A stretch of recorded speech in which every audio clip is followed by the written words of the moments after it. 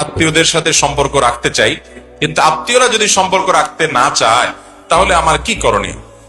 দেখুন, নবী করিম সাল্লাল্লাহু আলাইহি ওয়াসাল্লাম বলেছেন, লা ইয়াদখুলুল জান্নাতা কাতিআ। রক্ত সম্পর্কীয় আত্মীয়ের সাথে যে সম্পর্ক রক্ষা করে না, ছিন্ন করে ফেলে, এই লোক জান্নাতে যাবে না। আত্মীয়তার সম্পর্ক রক্ষা করা ফরজ। আত্মীয় কারা?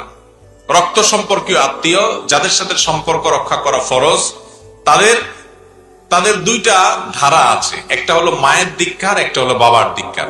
মায়ের দিককার আত্মীয়, বাবার দিককার আত্মীয় কারা? বাপ, দাদা, দাদার বাপ থাকলে তারা, দাদি, চাচা, ফুফু, চাচাতো ভাই বোন, এরা হলো বাপের দিককার আত্মীয়।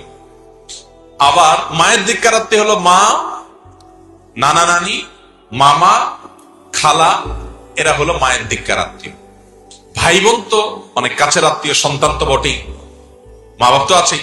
এই মানুষগুলোর সাথে সুসম্পর্ক বজায় রাখা ফরজ। এই যে তালিকা বললাম, এদের সাথে সুসম্পর্ক বজায় রাখা কি ফরজ। এই ফরজ কাজটা আমরা অনেকে বুঝি না। দেখা যায় অনেকে ফুফুর সাথে মাসকে মাস হয় যোগাযোগ নেই, চাচার খোঁজ খবর নেয় না, মাসকে মাস হয়ে গেছে, দেখা সাক্ষাৎ হয়তো সালামও হয় না, অথচ তাদের সাথে সুসম্পর্ক রক্ষা করা ফরজ। এই ফরজটা আমরা অনেকে অবহেলা করি। এখন প্রশ্নকর্তা যিনি প্রশ্ন করলেন, এরকম প্রশ্ন আমাদের অনেকের, যে আমি চাই ভালো থাকতে, কিন্তু তারা আমার সাথে সম্পর্ক রাখতে চায় না, আমার কি হবে? ঠিক একই প্রশ্ন এক ব্যক্তি আমাদের প্রিয় নবী সাল্লাল্লাহু আলাইহি ওয়াসাল্লাম করেছেন।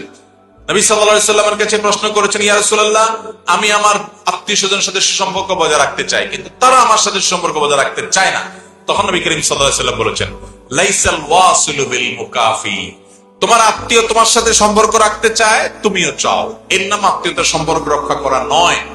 এটা তো যে কেউ করে, যে সে ভালো আমিও ভালো, সে আমার বাচ্চাকে একটা জামা দিল, আমি তার বাচ্চাকে একটা জামা দিলাম, সে আমাকে একবেলা দাওয়াত করে খাওয়ালো, আমি তাকে একবেলা দাওয়াত করে খাওয়ালাম। এটা তো যে কেউ করবে।